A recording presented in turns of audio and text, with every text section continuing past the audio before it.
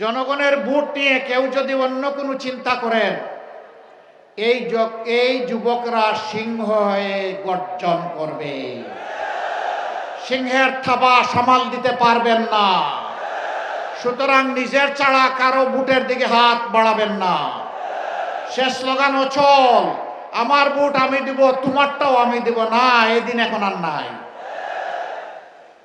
এখন আমারটা আমি দিব, তোমারটা তুমি দাও। আমার যারে পছন্দ আমি দিব, তোমার যারে পছন্দ তারে দাও। এর নাম হচ্ছে ডেমোক্রেসি। এর নাম হচ্ছে এসেন্স অফ ডেমোক্রেসি, গণতন্ত্রের সৌন্দর্য। আমরা সেটা দেখতে চাই, কিন্তু বিভিন্ন জায়গায় আমরা তার ব্যতিক্রম দেখছি।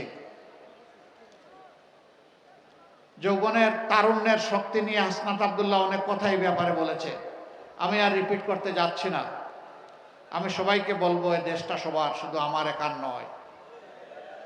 সাধারণ মানুষ, প্রশাসনের বিভিন্ন জায়গায় যারা আছেন, আমরা বিশ্বাস করি দেশ আমাদের সবার। সবার দায় আছে। সবার সম্মিলিত প্রয়াসেই আমরা একটা সভ্য দেশ গড়তে পারবো ইনশাআল্লাহ। এই দেশকে এখনো সভ্য বলা যাবে না।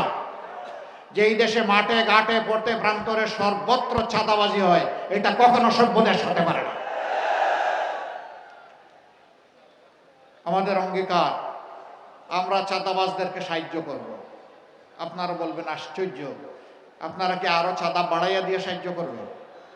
না, আমরা তাদেরকে আহ্বান জানাই, তোমরাও আমাদের সন্তান, চাঁদাবাজি ছেড়ে দাও।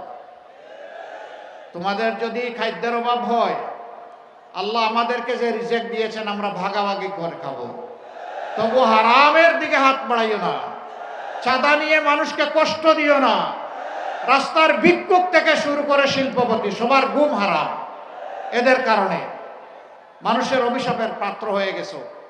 তওবা করে এখান থেকে বের হয়ে আসো, আমরা তোমাদেরকে বুকে টেনে নেব। এরপরে আমরা কি করব? তোমাদেরকে শিক্ষিত প্রশিক্ষিত করে আমরা তোমাদের হাতেও মর্যাদার কাজ তুলে দেব ইনশাআল্লাহ।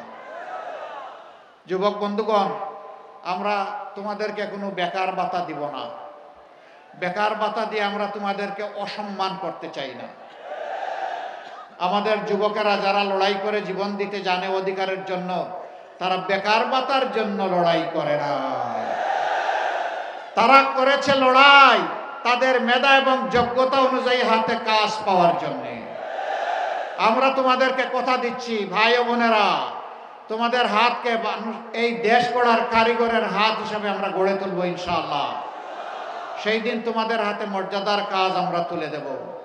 তখন সবাই মাথা উঁচু করে বুক ফুলিয়ে বলবা, আমি বাংলাদেশ।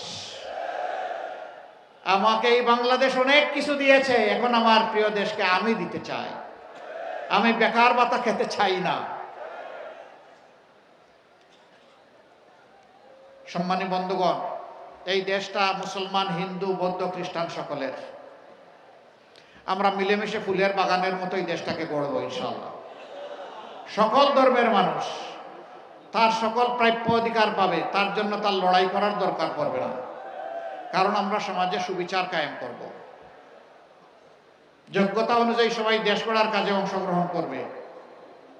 দেশ সরকার দেখবে না তিনি কোন দলের কিংবা কোন ধর্মের, দেখবে তিনি যোগ্য কিনা আর তার মাঝে দেশপ্রেম আছে কিনা।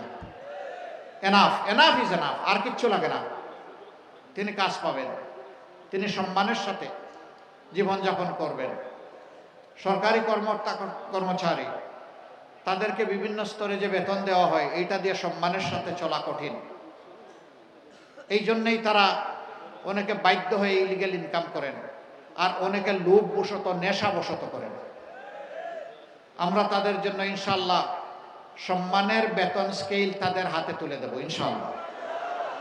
তারা ইজ্জতের সাথে স্ত্রী, সন্তান, পুত্র, মা নিয়ে, বাবা নিয়ে তারা বসবাস করতে পারবেন। প্রশান্তির সাথে দেশকে, জাতিকে তারা সেবা দিবেন ইনশাআল্লাহ। ভয় দেখায় অনেকে, এরা ক্ষমতায় আসলে সব তোমাদের হাত কেটে ফেলবে। আরে হাত সবগুলা কেটে ফেলবে, দেশ গড়বে কে? হাত সবগুলাকে আরো শক্তিশালী করা হবে ইনশাআল্লাহ। সুস্থ সবল জাতি আমরা উপহার দেওয়ার জন্য ইতিমধ্যেই ঘোষণা করেছি। শিশু তার মায়ের পেটে থাকা অবস্থায়, গর্ভবতী মা পরবর্তীতে তার সন্তান 5 বছর পর্যন্ত তাদের চিকিৎসা বিনামূল্যে নিশ্চিত করা হবে ইনশাআল্লাহ। সচ্ছল কোনো পরিবার যদি না নিতে চায় তাদেরকে আমরা ধন্যবাদ দেব, নিজ খরচে যদি তারা চলতে চায়, কিন্তু এটি তাদের অধিকার। আবার দেশকে জাতিকে দিতে দিতে বয়সের শেষ প্রান্তে গিয়ে অনেকে দুঃখে দুঃখে মরে একটুখানি সুচিকিৎসার অভাবে।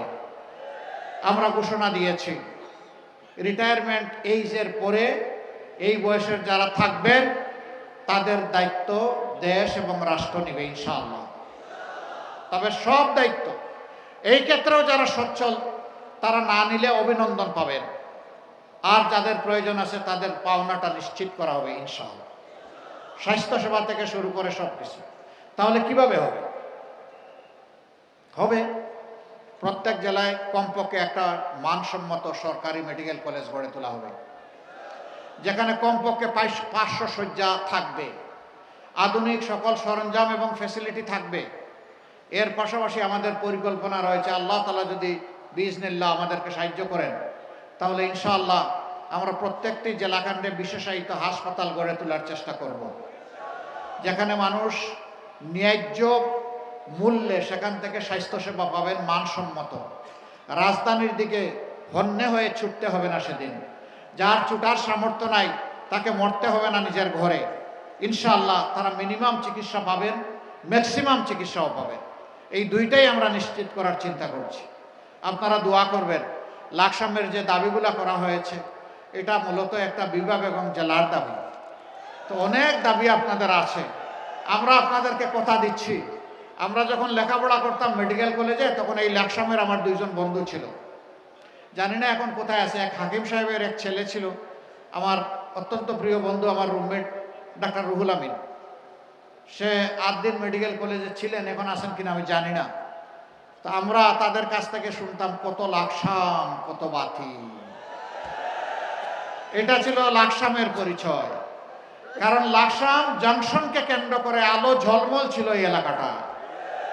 এখন সেই জংশন নিজেই অন্ধকার। দাবির মধ্যে এটা নাই। যেহেতু ওই সময় শুনেছি একটা মায়ার জায়গা এটার জন্য আছে, ইনশাআল্লাহ এই জংশনকে আধুনিক করে সবার জন্য উপযোগী এবং উপভোগ্য একটা জংশন হিসাবে আমরা গড়ে তুলব।